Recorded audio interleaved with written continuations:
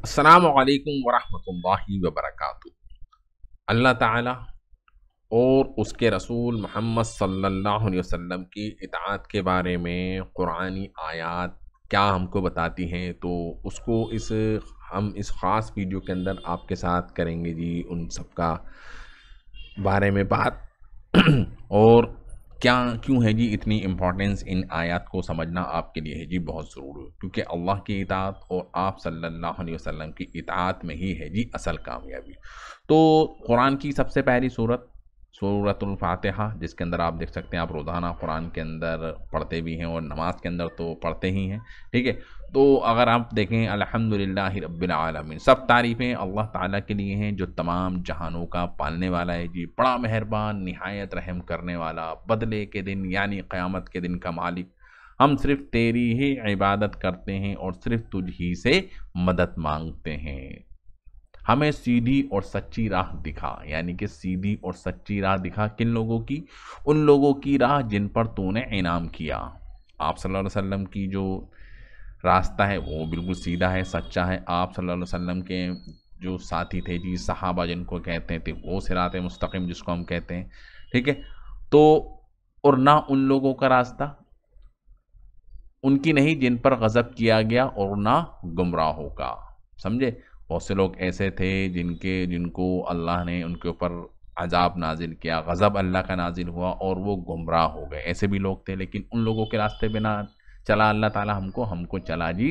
صراط مستقیم کے اوپر، ٹھیک ہے۔ وہ کس کا راستہ ہے جی؟ اللہ کے نبی محمد صلی اللہ علیہ وسلم اور آپ کے صحابہ اکرام رضی اللہ تعالی عنہم واجمعین۔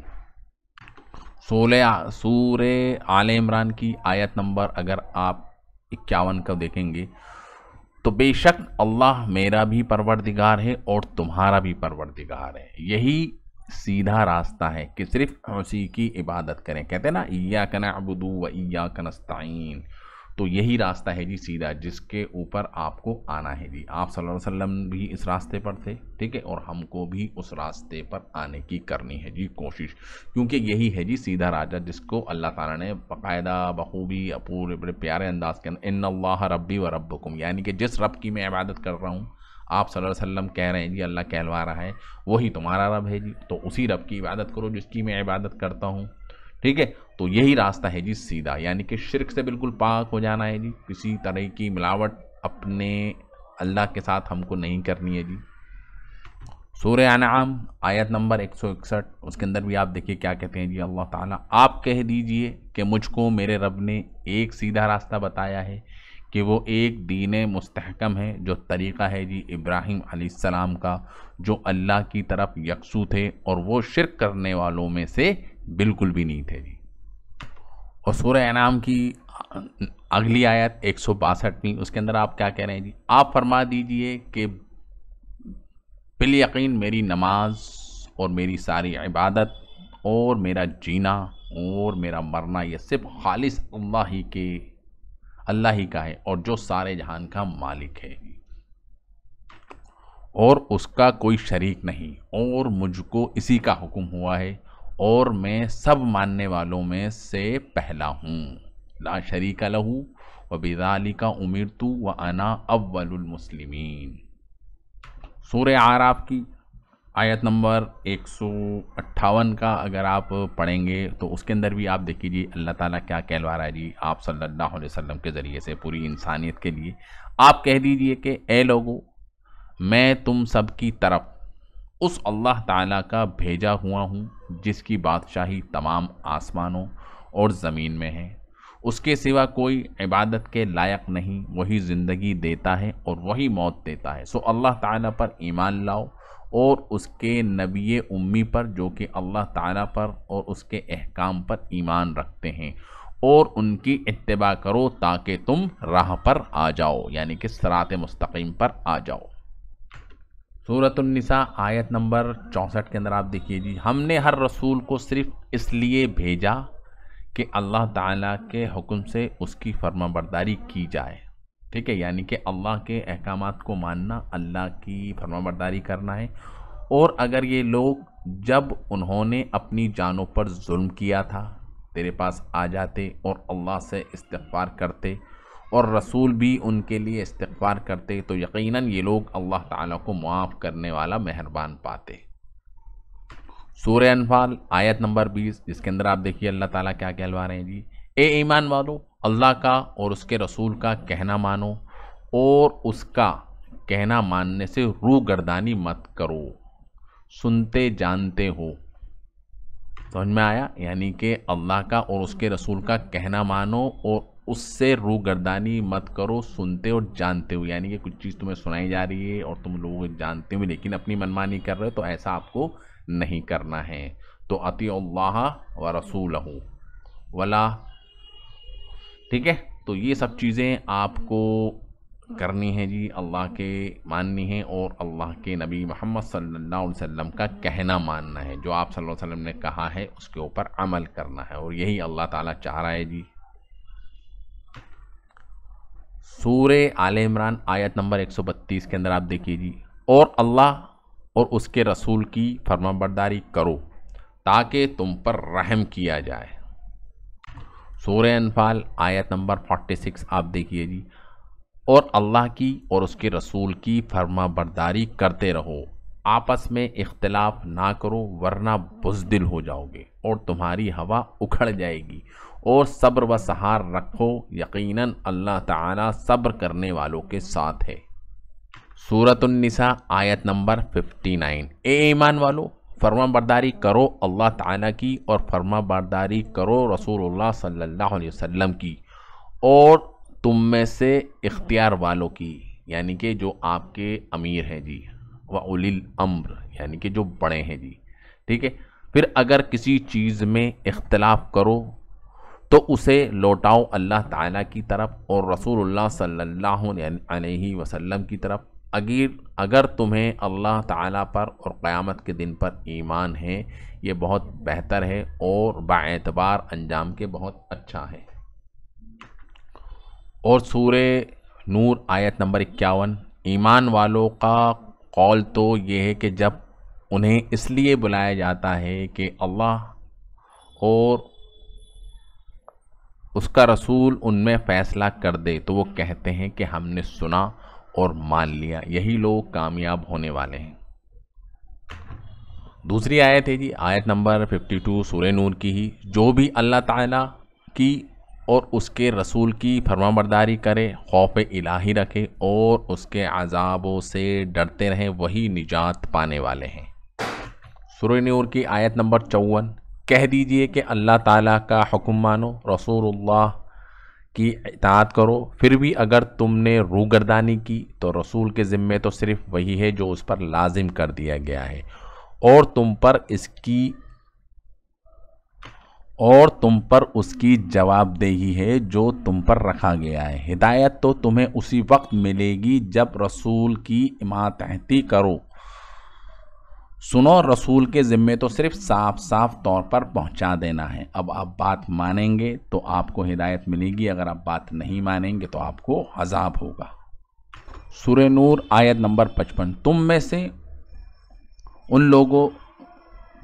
سے ان لوگوں سے جو ایمان لائے ہیں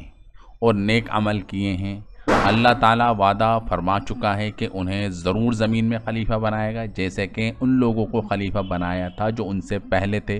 اور یقیناً ان کے لیے ان کے اس دین کو مضبوطی کے ساتھ مستحکم کر کے جما دے گا،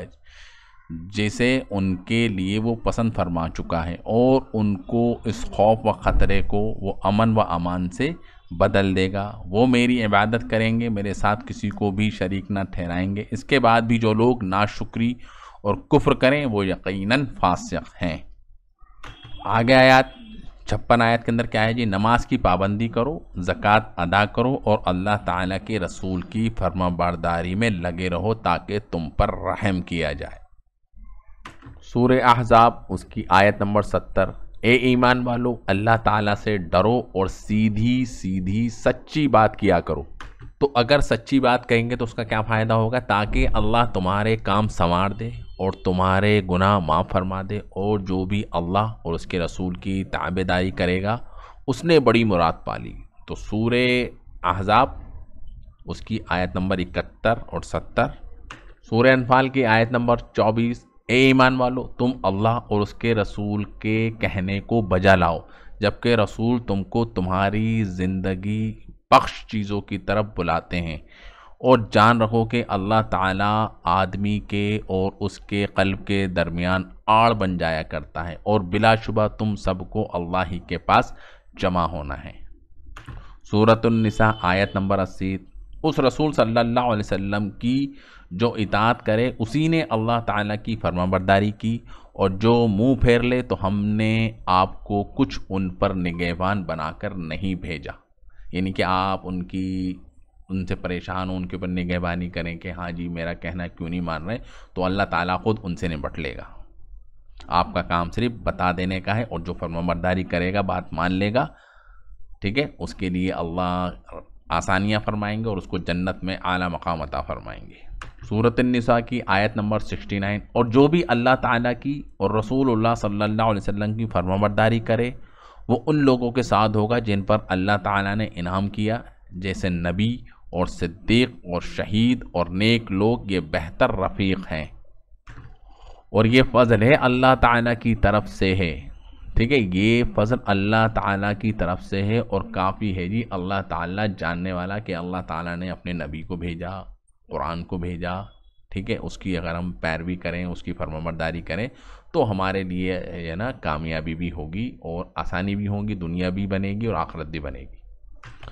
اور سورۃ النساء کی آیت نمبر 13 اور 14، یہ حدیں ہیں جی اللہ تعالیٰ کی مقرر کی ہوئی، جو اللہ تعالیٰ کی اور اس کے رسول کی فرمانبرداری کرے گا اسے اللہ تعالیٰ جنتوں میں لے جائے گا جن کے نیچے نہریں بہہ رہی ہیں، جن میں وہ ہمیشہ رہیں گے، اور یہ بہت بڑی کامیابی ہے۔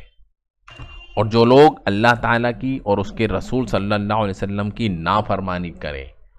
اور اس کی مقررہ حدوں سے آگے نکلے اسے وہ جہنم میں ڈال دے گا جس میں وہ ہمیشہ رہیں گے، ایسو ہی کے لیے رسوا کن عذاب ہے جی۔ سورۃ النساء آیت نمبر 14۔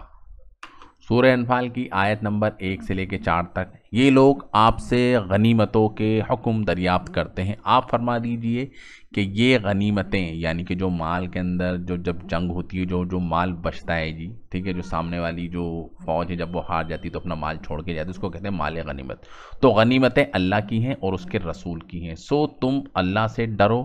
اور اپنے باہمی تعلقات کی اصلاح کرو اور اللہ تعالیٰ اور اس کے رسول کی اطاعت کرو اگر تم ایمان والے ہو۔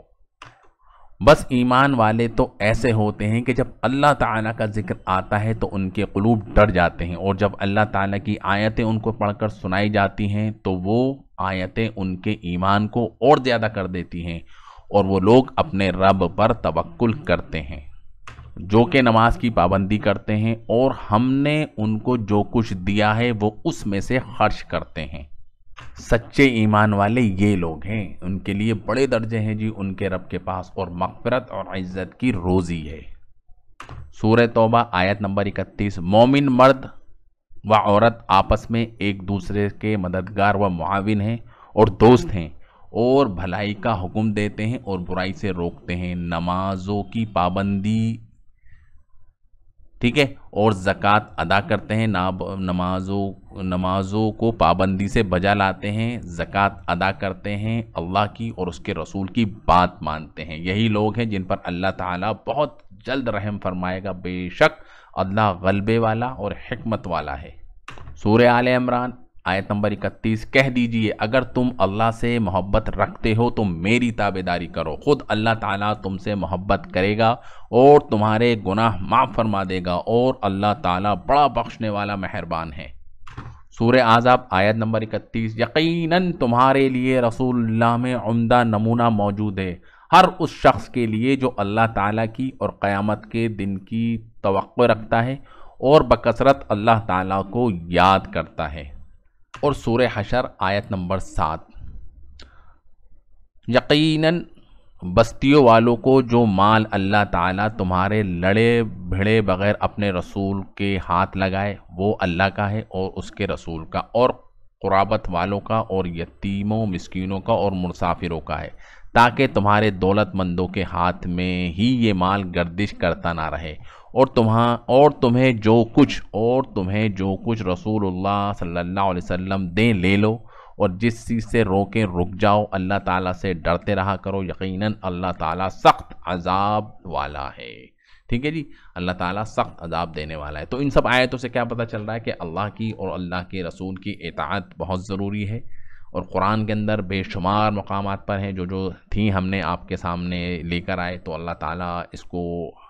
ہماری بھی ہدایت کا ذریعہ بنائے اور تمام انسانوں کی ہدایت کا ذریعہ بنائے۔ ان آیتوں پر غور و فکر کریں اور اللہ تعالیٰ کے احکامات اور آپ صلی اللہ علیہ وسلم کی فرمانبرداری کریں گے تو اس دنیا کے اندر بھی ہم کو کامیابی ملے گی، اور آنے والی جو ہمیشہ ہمیشہ کی زندگی ہے اس کے اندر بھی ہم کو ملے گی جی کامیابی۔ تو السلام علیکم ورحمۃ اللہ وبرکاتہ۔